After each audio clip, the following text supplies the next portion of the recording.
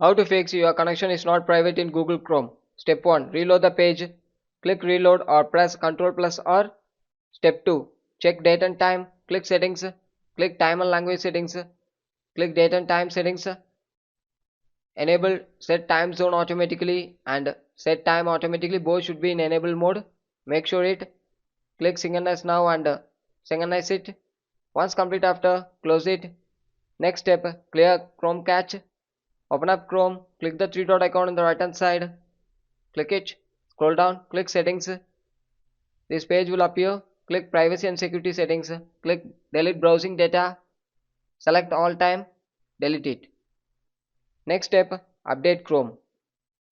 Click about Chrome in the left bottom side and update your Chrome. If there is any error occur, means you need to get help with Chrome and clear it and move on with next step. Reset it. Click reset setting. Restore setting into your original default is that. Click it and reset it. Once you reset complete after, restart your device. Thank you.